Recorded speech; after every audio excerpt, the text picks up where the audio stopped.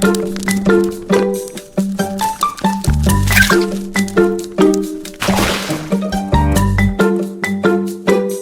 प्यारे बच्चों, कैसे हो तुम सब? होपफुली तुम सभी स्वस्थ और मस्त होंगे और इंतजार कर रहे होंगे हमारी आज की नई कहानी का।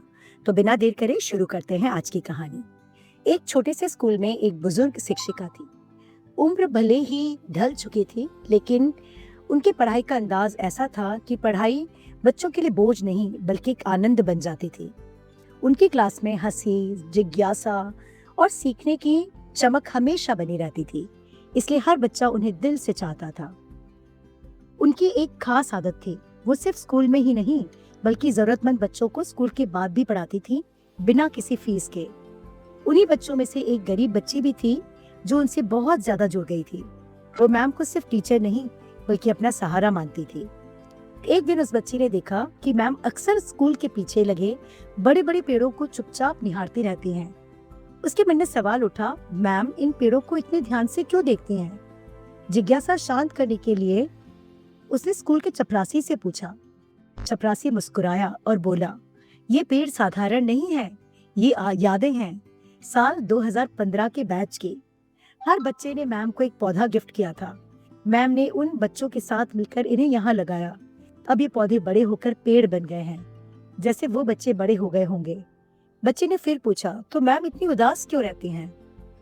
चपरासी ने धीरे से कहा, क्योंकि अब मैम का रिटायरमेंट आने वाला है। उन्हें लग रहा है कि वो सब कुछ पीछे छोड़कर जा रही हैं। ये स्कूल, ये बच्चे, ये यादें।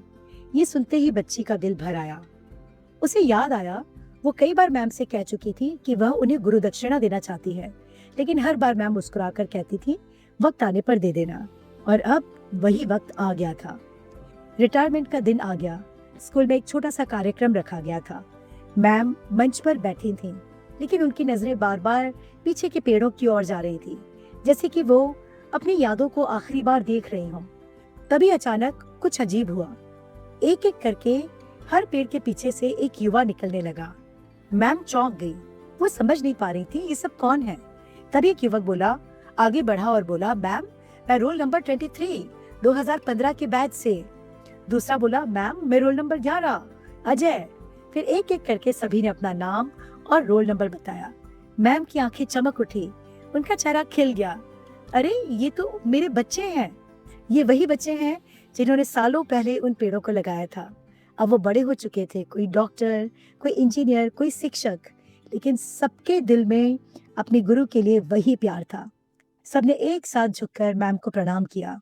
एक बच्चे ने कहा, मैम आज जो भी कुछ मैं हूँ, मैं आपकी वजह से हूँ। दूसरे ने कहा, आपने हमें सिर्फ पढ़ाया नहीं, जीना सिखाया। जो गरीब बच्ची थी, जो ये सब प्लान कर रही थी, पीछे खड़ी मुस्कुरा रही थी। आज उसने अपनी गुरु दक्षिणा दे दी थी। ऐसी दक्षिणा जो पैसों से नहीं, दिल से दी गई थी। मैम की आंखों में आंसू बह रहे थे, लेकिन ये दुख के नहीं, खुशी के आंसू थे। उन्होंने पेड़ों की तरफ देखा, फिर अपने सामने खड़े बच्चों की तरफ, और धीरे से कहा, मेरे पौधे आज सच में पेड़ बन गए हैं। और खुशी खुशी सबको गले लगा लिया। और मैम जानना चाहती थी कि इन सब के पीछे ये सारी करामात किसकी है, किसने तुम्हें बुलाया? तब मालूम पड़ा कि ये करामात उसी बच्ची की है जो उनसे पढ़ा करती थी। और उस बच्ची ने आगे आकर कहा कि मैम आप कहती थी ना कि वक्त आने पर देना गुरु दक्षिणा, यही है मेरी गुरु दक्षिणा। मैम की आंखों में खुशी के आंसू चमक उठे। प्यार से गले लगाकर उन्होंने कहा, ऐसी गुरु दक्षिणा तो मुझे आज तक किसी से नहीं मिली। और यही थी हमारी आज की स्टोरी। हर स्टोरी से हम कुछ न कुछ सीखते हैं। आज की स्टोरी से हमने क्या सीखा? आज की स्टोरी से हमने ये सीखा कि एक सच्चे गुरु की सबसे बड़ी कमाई पैसे नहीं, बल्कि उनके शिष्यों की सफलता और प्रेम होता है। गुरु दक्षिणा का असली अर्थ है अपने गुरु की शिक्षा को जीवन में उतार कर उन्हें गर्व महसूस कराना। जो ज्ञान दिल से दिया जाता है वो पीढ़ियों तक फल देता है, बिल्कुल इन पेड़ों की तरह।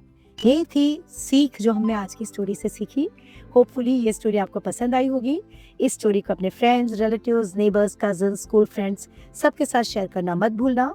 हमारे चैनल को झटपट सब्सक्राइब कर लेना। कल मिलते हैं फिर से एक नई स्टोरी के साथ। तब तक के लिए ढेर सारी ब्लेसिंग्स के साथ take care, bye bye, lots of blessings.